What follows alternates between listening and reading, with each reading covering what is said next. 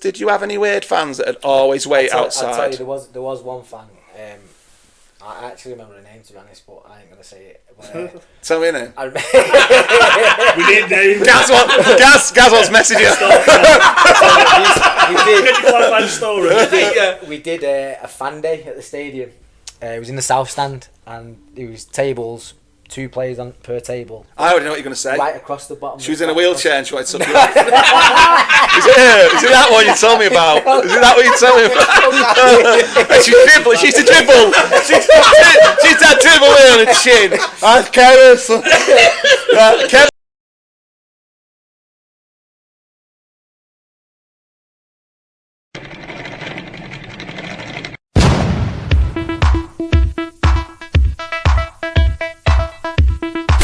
No, we'll do it again, because Kev's better.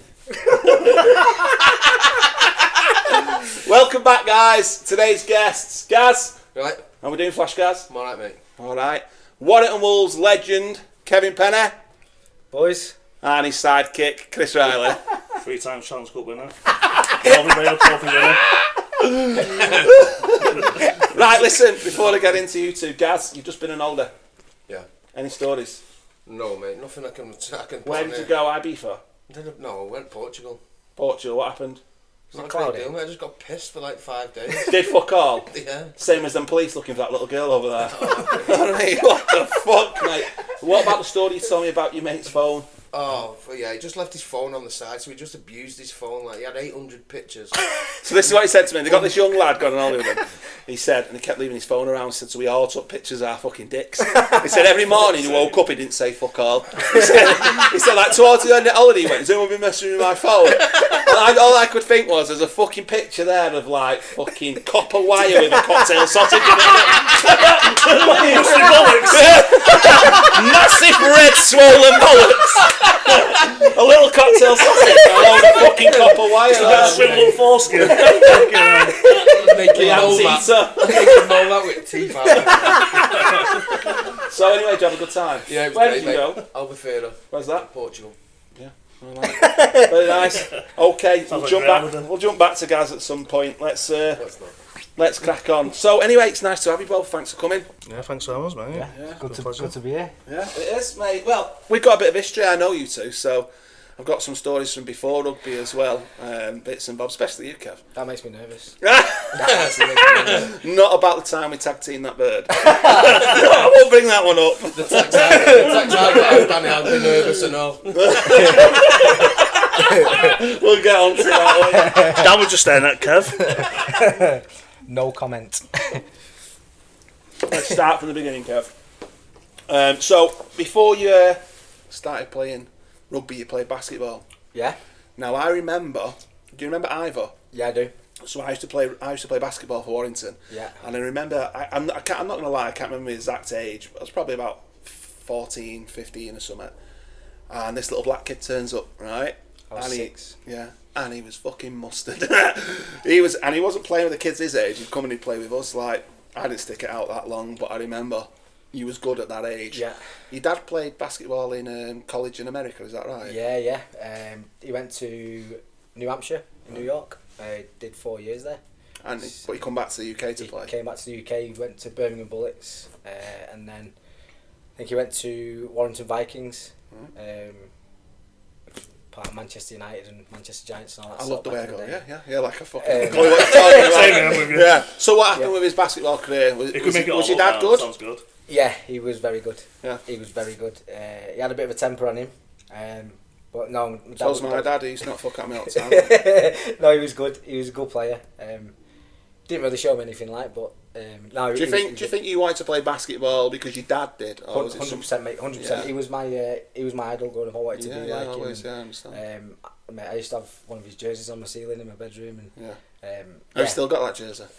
I've got it somewhere. It's about somewhere, but yeah, I've not got it to hand at the minute, but yeah. Lovely story. So I remember you playing rugby at school. I actually remember watching you play rugby at school. Something you might not know. You used to take the conversions. I've seen you taking kicks on Paggai Field. Yeah. Even right out on the wing wide, and he'd scored them. And I didn't think you'd be able to kick it that far because you're a little, aren't you? Got a little pin there. But he was actually a good kicker. Yeah, I think that day, I only missed one. I got them all. Yeah, that was actually my first game in rugby league. Was it? Yeah. I only played as a favour for one of our former teammates, Tyron McCarthy. Yeah. It might have the life out of me to play for the school team. I was having none of it. Fucking hate rugby. Yeah. I still don't like it to this day, but Yeah. yeah. That's another story. Do you think if you're just like an athlete all round, you can sort of put your hand to any sport? Yeah. You was good at basketball. You played cricket, I think, as well. Yeah. You was good at that. I played county cricket till I was 16. Yeah. Up until I signed for Warrington, and I had to sort of make a decision. Yeah. There's always that one dickhead into that. Someone's always good at something. And I bet you wasn't good at swimming, was you? Actually, I can actually swim. I can actually swim with armbands on, but yeah, because So you got spotted by the Wired Academy. Yeah. It says when you was when I've googled it, it said when you was in school, but I think you was 18, weren't you? So no, it was in school. It was that game. Right. It was that game. I was walking off the field and two blokes, Vinny Webb and Brian Chambers, approached me and was like, basically, we want to sign you. And I was just looking at him like, you got to be kidding me. I make stone wet through. Like, I got a fucking clue what I'm doing. Yeah. But they seen something, didn't they? Yeah, which just speed, sheer speed. That's all it was. And literally went down for a trial game against under-18s the following Thursday, and they offered me a contract. Don't forget much, you do. So then, that was 2005, 2006. You went on to be named the Wolfpack Under-18 Player of the Year. Yeah, I think I actually made my first team. Chris was like, I wasn't there. There's some better players, I'll be honest. Hey, let me have my minute here. His first trophy. Let me have it. Yeah, I'm going to enjoy this bit because go on. he's got a lot more accolades than I have. But no, yeah, I did get a few awards that year from the academy. Well, I think I actually made my first team debut, albeit 3 minutes against St Helens. We'd been playing against St Helens reserves. Right, yeah. And didn't you get caps for England under-18s as well? Yeah, we went out to France and played against France, played against Australia. So it was 2006 was a pretty good year, but it would have been the year after where I made my full debut. I'm glad you mentioned that then about your first team debut, because I've got written here, people remember your senior debut wrong.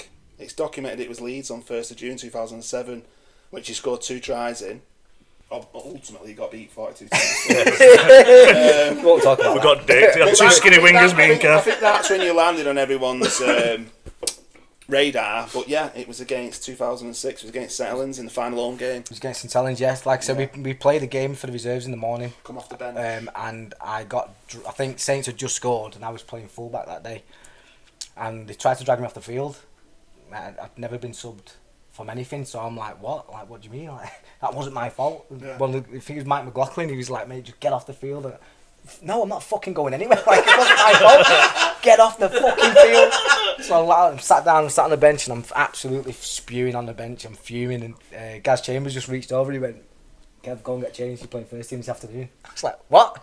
So yeah, I had to drive back to Halliwell Jones, and my mum took me in the back of the car, and stopped off at Subway on the way. Got there. Did you stop off at Subway on the way? I'm skinny back there. I'm a big fat guy. I'm a big fat guy. Watching this now, they're going, what? God, that's not Chris Riley. Was he a second rower?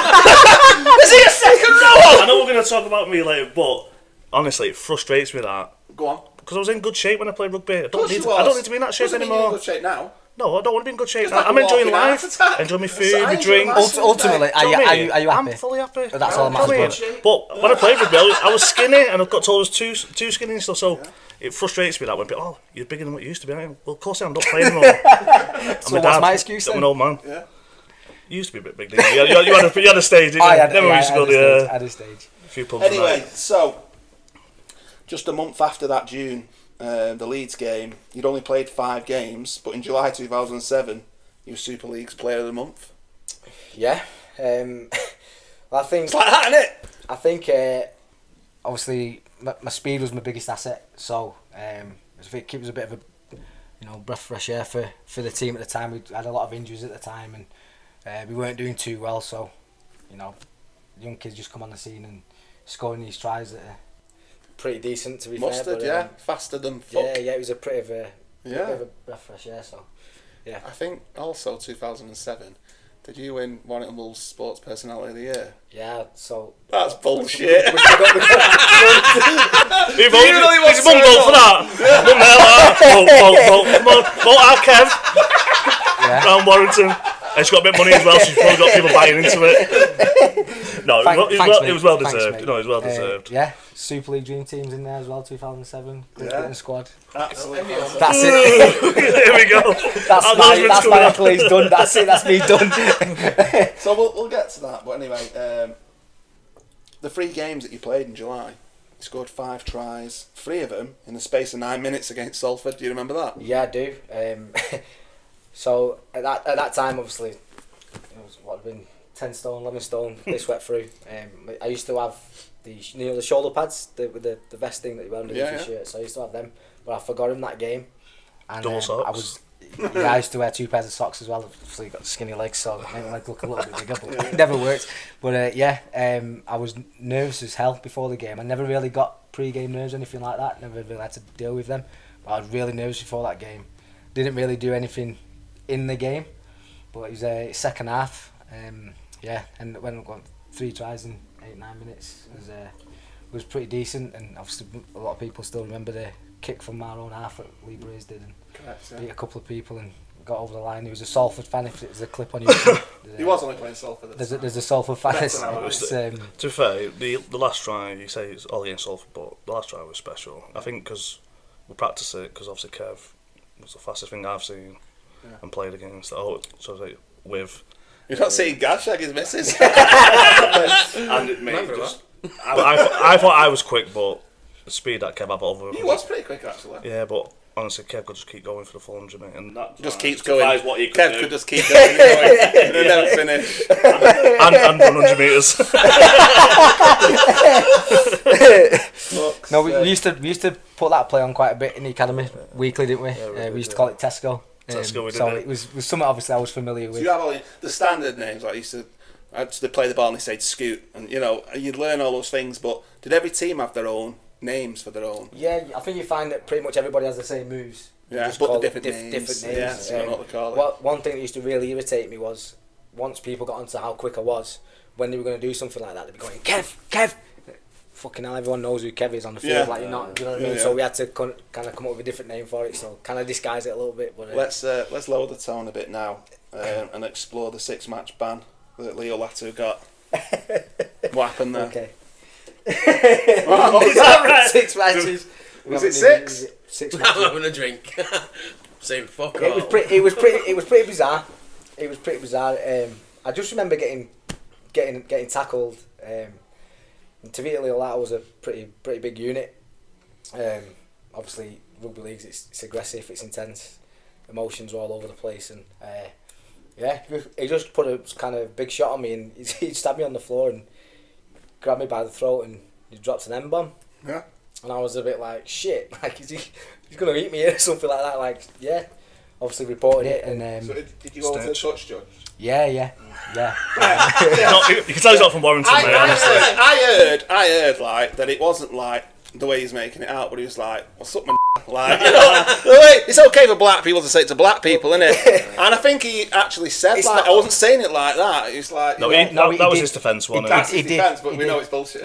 He did. That was his defence, but it was the way he said it was pretty aggressive, and obviously it's not someone that I know or how did it we're feel? friends with. Does it hurt you when like? Yeah. It's mate. But it's weird because he's coming from colour. You know what I mean? Obviously. Well, that was the thing. But like, end of the day, ultimately, like, you know, he apologised. We shook hands. Yeah. For me, case closed. And well, I've told touch judge now anyway. If I saw him now, you know, I'd speak to him. You know what I mean? It's you don't drag shit out. It's something that I wanted to ask you about. Snitch. I just wanted to know what, like, how did he say it and why did you grass him up like? So anyway, coming to the end of that year, 2007, he'd scored 15 tries in 15 games. I remember people saying, like, comparing you to Martin Fire. How did that feel? trying to think how I explain this without sort of being arrogant. Like, obviously, like, look, Martin Offiah is an absolute legend of rugby league. Definitely somebody that we would look up to, and but you know what I'm like. Like, I kind of wanted to make a name for myself, and. But do you think you was as good as him in that season? Obviously, you had longevity.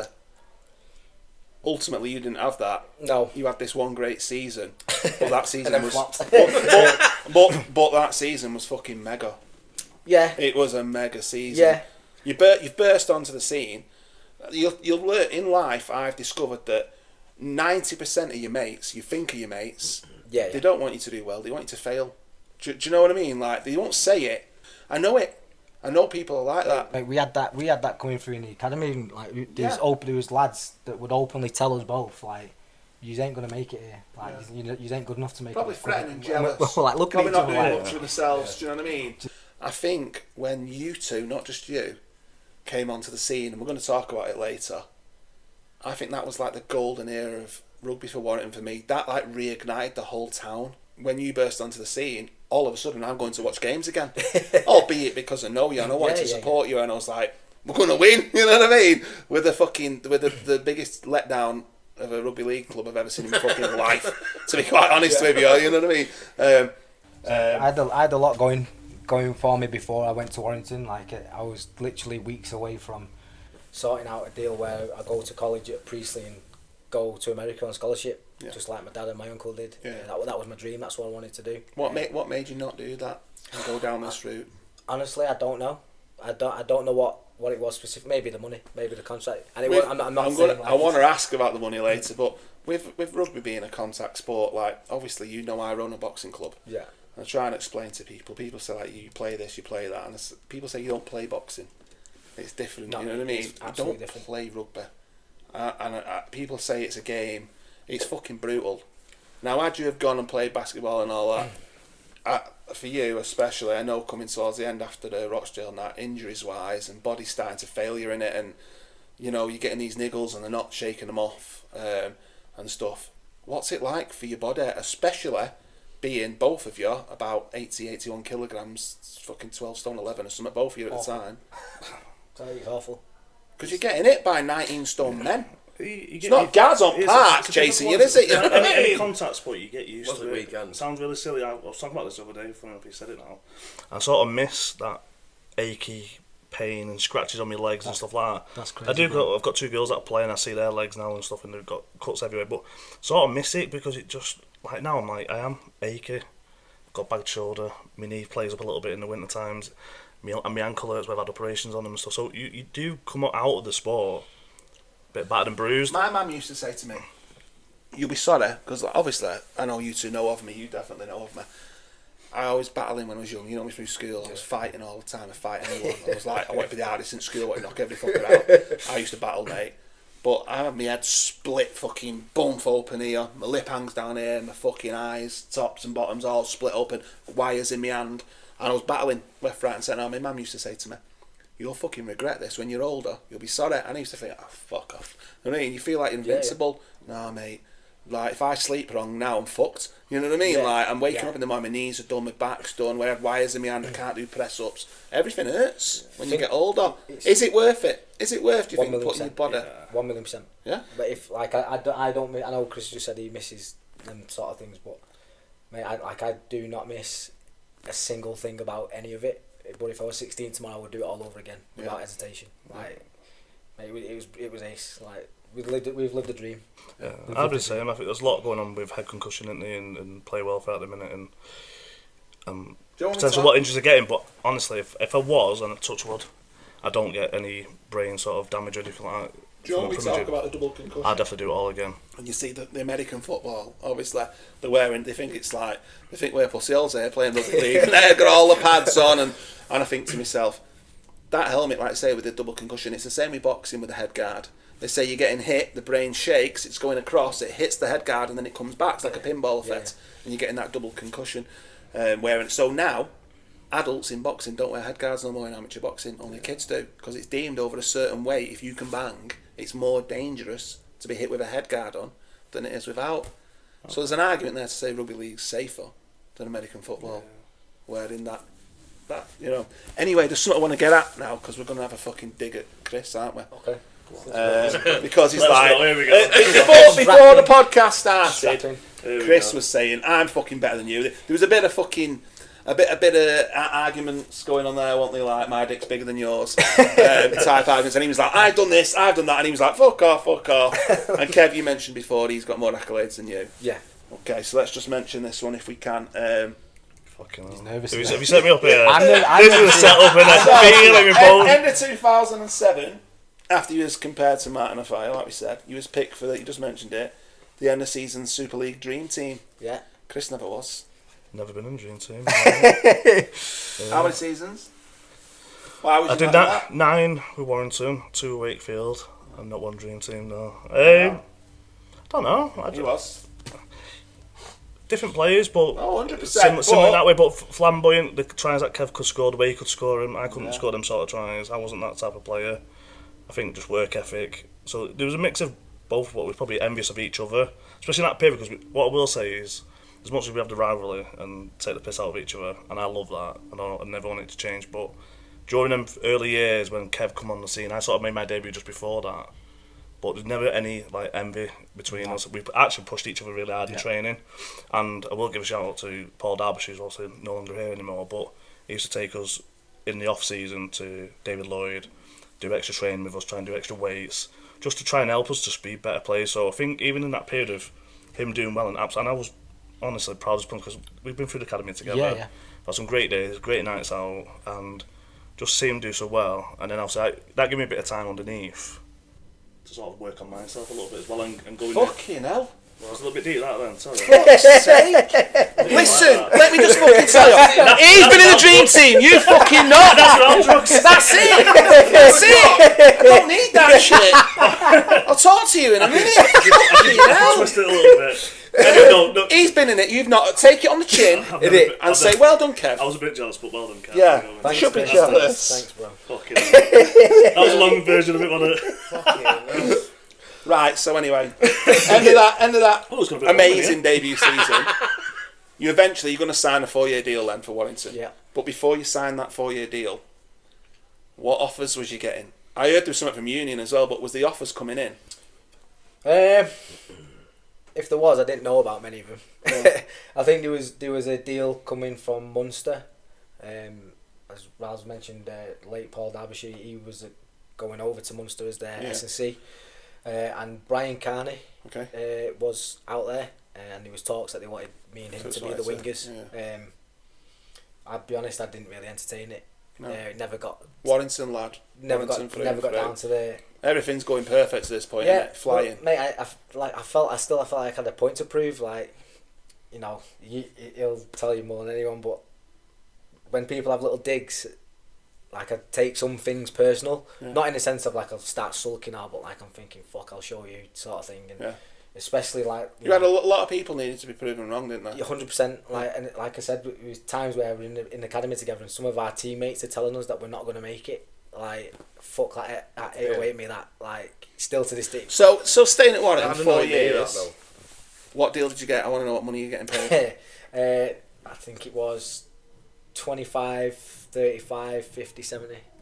A year? Yeah. Per year. Yeah. Because now, you know, I was the 18. salary caps in rugby, and rightly so, I think they should be in football, but you guys deserve at least what football players are getting more, in my opinion. Because at 18 at the time, I think there was some on 300,000 now.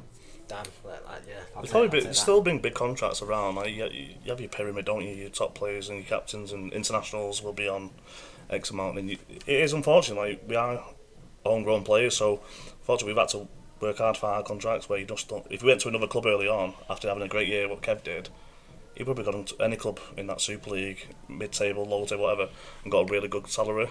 But he stayed at Warrington for less money, but a better club. Have you definitely not had any drugs? You think 25 bags, yeah, for putting your body on the line at 12.5 stone, getting smashed by 20 stone men, you can get that at fucking Domino's, man. What year Do you know what I'm saying? That is like minimum wage. Rugby League, What year was it? 2008. That was 2008. So, like I said, I was supposed to go to. My plan was to go to college in America. I got offered the contract. From You got a Warrington. fucking student loan for that. They offered the contract from Warrington, which was like £500 signing on fee. Play 4 games at the under 16 level, then you get another £500 after it. And then I think I did another year at the end of that year, I got a new contract, like 12 months. We was in the academy. I think it worked out. I think it was like £20 a week or something stupid like that. But I was training full time as well at the time. So I was training with the first team, just wasn't playing, but I was getting paid like peanuts. So end of that season, 2007, going into that 2008 season. How was you feeling then? Do you think the hype, it came fast, didn't it? 100. Oh, You're like, I've made it. This is it. Life Was you feeling humble? Was you arrogant? I was arrogant. Yeah. I was arrogant.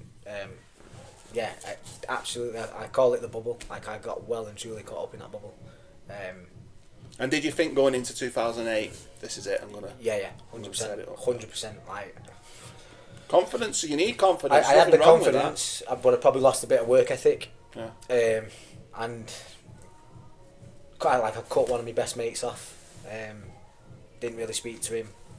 Like I said, I just got caught in that bubble and thinking, fuck it. I'm like, this is me now. Do you know what I'm saying? So at this point now, you're at the fucking. You've smashed it. Okay. Everyone's buzzing for you. You as well. It's a question for both of you. Especially being, you can't get away from it. You're living in the town you're playing for. Fans wise, was there any weird fans? Did you get any weird requests, messages? Like, could you get away from it? You're walking through town centre. I'm not going to lie, right? On my kids' lives, I walk through town centre in the past 10 years. I get stopped all the time. People saying, "Do you play for Warrington? Are you a rugby player?" I'm like, "No." What the fuck are you asking me that for? People say I look like James Heskell. But no, I think they just say big lad walking through and all that. And older people, they just think, "Oh, you must be a rugby player." And they used to come to me and ask me, I've got no connection to rugby whatsoever. So I bet you can't go for the fucking piss in a pub without loads of men coming up to you and fucking asking to shake your dick. Do you know what I'm saying? Like, we let them do it. I want to know, yeah, because whilst we're here to talk about your career, this fucking podcast, we're normally here to just chew the fat, right? And get fucked up and talk shit, right? I want to know, was Bird sending you pictures of tits? Is anyone asking you for pictures of your dicks? Was you getting any fucking miver? Don't forget, the early years there wasn't much like Social Snapchat media. or anything like that, so Yeah. we're very fortunate that got to put that invisible cloak on your nights out, didn't we? And Yeah. stuff like that. So, and your word was my word sort of Yeah. time. So that was brilliant time of our rugby careers, especially early days, because Yeah. we'd be out twice a week. we got put Student night on a Tuesday night in Warrington. Yeah. 5 a big bar, 50p a drink. Yeah, it's right. And So then we trained you was that, loving, like- you was loving the notoriety, weren't you? Oh, it was. It was mega. Did you have any weird fans that would always wait I'll outside? tell you, there was one fan. I actually remember the name, to be honest, but I ain't gonna say it. But, Tell me now. We need names. Gaz wants messages. Can you clarify the story? we did a fan day at the stadium. It was in the south stand, and it was tables, 2 players on per table, I already know what you're going to say. right across the bottom. She was in a wheelchair and she wanted to suck you off. Is it that one you told me about? Is it that what you told me about? She dribbled. She used to dribble. She used to dribble here on the chin. I careless. Kev said, "You couldn't hear me again. I'll let your fucking tyres down." I 100% of the chance. 100%. So we were sat signing autographs, and this lady come over and she's started having a little bit of a conversation. And out of nowhere, she just picked up a pen and just went, "Sign these." Well, I'm like, fucking, I was looking around going like, "Is this even?" Yeah, so signed. I was going to say, did you fucking sign him? 100% both. What did you write? I'm just gonna walk this one out the way. He went, Kev, and he started doing pennies arms, started getting pushed up. He went up onto her neck, "Oh, sorry about that, love." Right, okay, so while we're talking accolades, have you signed anyone's tits? No. You know what? I don't think so. That's another thing No, you've only done dicks. Yeah. You've only done dicks. Hang on a minute. So all that talk he was doing before the cameras went on, oh, that's another thing you beat me on. Yeah. Is that what you just said? What's that? Is that what you've just said? What? That's another thing. Signing you just- asses? Super League Dream Team. Ooh, is that right? Signing tits. He's done 2 of them. You've not even done 1 I tit. don't think I've ever signed this, but things like I've had pictures sent through of like my face on pillows. A guy walked past, like I'd say about 50 odd years old. I'm in Nando's having food with family, or friends at the time. I can't remember exactly who was there. He walks past, but he's like, and then he goes, and he comes back. He's like, alright, again. You not only come back. And you've got all your rice in that in your mouth, and you went, 20 the fucking chicken! Fucking rice and peas everywhere! Innit? Fucking leave me alone, man! But the third time he comes back, comes into Nando's, just comes to the table, starts talking to me. I'm like, aren't we with me? Like, and he's like, just talking about rugby and stuff like that. I'd rub the hot sauce in his eyes, mate. Cheeky bastard. I mean, just like the cheek of it just coming in, I get it. Probably a big fan, and I'll never turn down opportunities like to talk to people and stuff. But fucking hell, I'm in the actual restaurant. Do you know what I mean? Sometimes when I used to go out on a night out, I'd go in the toilet for a piss, being a tattooist, and you get fellas come up to me and they go, "Oh, you're a tattooist, aren't you, Daniel?" Yeah. They start taking the top off. Like, what's he doing? He's like, "See this tattoo? He's not coming for the tattoo. He's not. He sniffed up after it. You know, he's had a kid ketamine in the fucking toilet." And I once asked me how much this tattoo is going to cost, and I'm like, "Man, I'm on a night out. You know what I mean? If you want a tattoo, message the shop, like type thing." I can't imagine. I can't even. No, I think that's what used to spoil some nights out, though, didn't it? Yeah, Especially if we went out Warrington. You just get people which again, mouthing all the time. they just want to talk about rugby, but Yeah, but it's mint, innit? And all coming up. No, to but you, no, thinking, I love talking, Done, but- mate, you know what I mean? Yeah. fucking on you down, round the shoulder. Fucking yeah. But the one thing I did hate the most, they never slag you off to your face. But they slag other players off, and I'm like, nah, let's not talk about other players. Do you know what I mean? Because they're my teammates and stuff. But when they meet other players, they're slagging you off. Well, that's what I mean. Yeah. You know what I mean? Yeah, But, you're well better than Kev Penn. When it was about Kevin, like, yeah, fuck it. Give me that Swinton. Before you got here, before me and Kev was like, fucking cunt, where is it? And then you walked in, I'm like, It's only 2 minutes. and he's late. I'm like, no, he's not. That's lads for you, though, isn't it? Yeah. You know I what I mean? actually didn't slag you off. I did. Fucking I did. don't believe any of you. I did. Just say it out there. Anyway, last week at the end of the season, I've got something I want to throw in here. I want to talk about. You might not know what this is. Do you know what Mad Monday is? No. So end of the season, fans watching it won't know either. End of every season, at the end of rugby season, like the following Monday after, all the players go out on piss. It was called Mad Monday. And you'd hear some stories, everyone would get on a mad one. I'm going to ask you two about your first Mad Monday together on a session. But before we go into that, right, We got stitched up, that's all I can say. I want to know about the Joel Monaghan scandal. Did he wank a dog off or not? I don't think of that. I think, did he put the dog's face to between his Put the legs. dog in front of Put the him. dog- So I think put my the dog understanding is that between same guy. his legs. Yeah, that was the I never Put really asked him because when he came over, but I think my understanding is I did.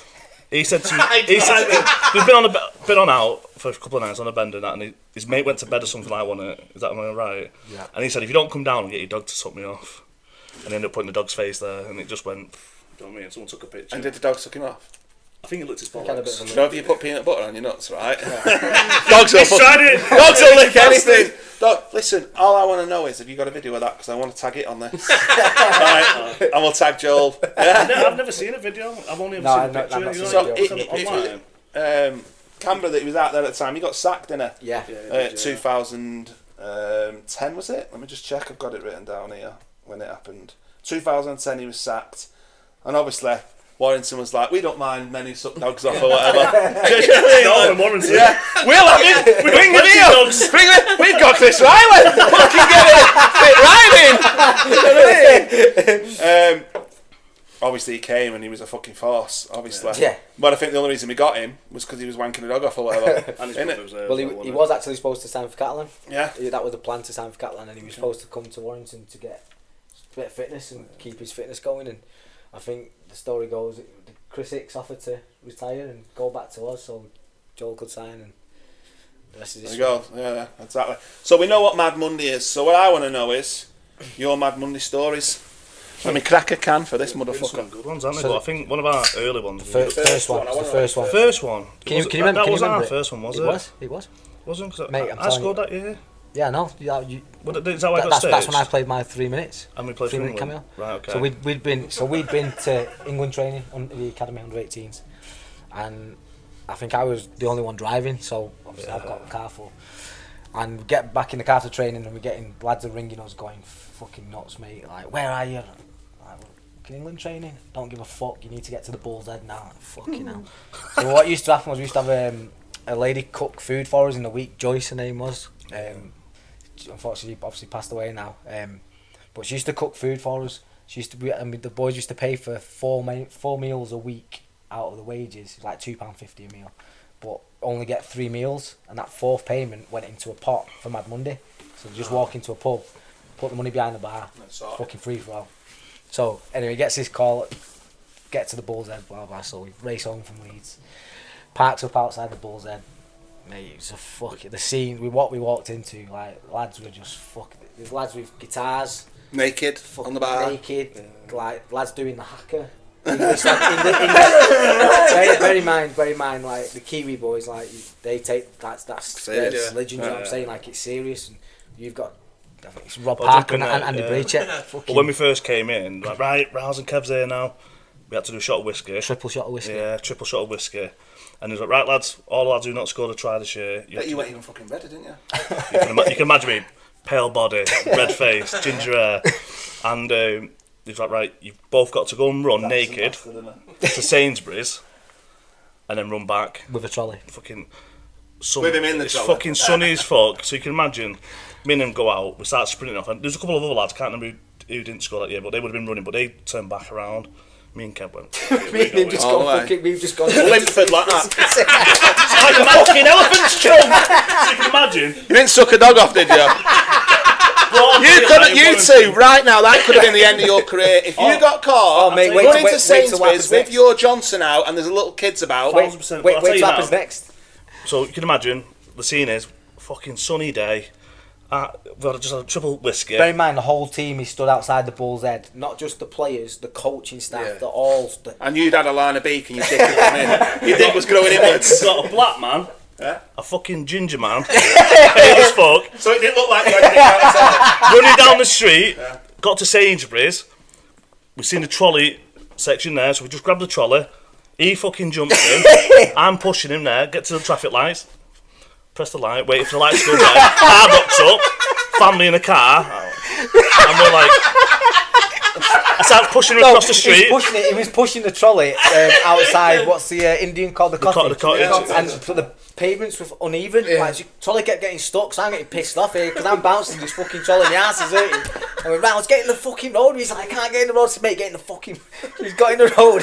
His fucking family behind, like, kids over the rise. So luckily they're not filming you, and it's no phones then. So he's running, and all you can hear is coming dicks like that. And behind is you with the fucking copper wire cocktail sausage, isn't it? On the way there, I think that's what the big ginger bus was there. I think that's what he got his nickname, Fanta Cop. I'm all belling, that's what But then, just looks like a fucking stormtrooper. Bridget's hunting out the bus. But as I'm pushing him on the way back, as I go across the lights, I've hit the curb and we've gone flying. So he's like, fuck, right, we'll just go. And then we got back to the Bull's Head, put our clothes back on. As we got there, they're all clapping, round of applause and that, fucking buzzing, like, oh, fucking best. That's the best. They're all clapping round of applause. He's got gravel rash on his belly. And he was sat in trolley. Again, it's pure carnage after that, mate. That's our first one. Lads are fighting. I've got one question. One question. Did you get the pound back out of the trolley? He's tight and cramped. I wouldn't put a pound in, I tell you. I want him by Costa. Well, we got written warnings for it anyway. Signed by the head coach. And we got a 6 pub watch, didn't we? It's pub watch as well, yeah. We went to Bull's Head to apologise. And they kicked us straight back. We walked in, he went, yeah, fuck off. Sweet. We knew a few bouncers. Sweet, we'll go to the tavern instead. When we go town, we on a 6-month pub watch, but we knew the bouncers and they let us in and stuff like that. Superstars, weren't we? Yeah. There we go. I don't play 3 minutes. 3 years. Just for the year. I only played 3 minutes at this point. 1 year wonder. Yeah. Guys, make sure you like, share, comment, and please subscribe. It makes all the difference. Thanks, guys. Thank you.